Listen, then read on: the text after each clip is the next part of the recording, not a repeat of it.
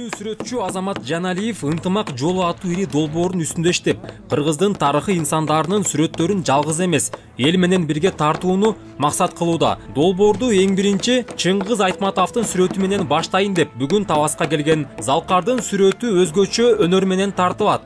Мыктар кагылып, андан соң жип тартылып сүрөт пайда болот. Долбоорго жашы кары дебей каалагандар катышып, өз ыктыяры менен мык кагып, Залкардын сүрөтүн жаратууга салым кошо алат. Сүрөттүн төркүнүндө, түбүндө эмне бар?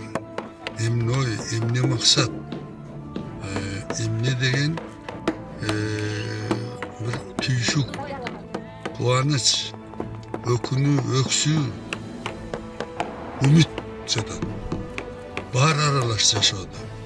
Мына ошолор аралашып келип, анан чоң терең чыгарма жаралат. Мен сага ошолорду каалайм, тилейм.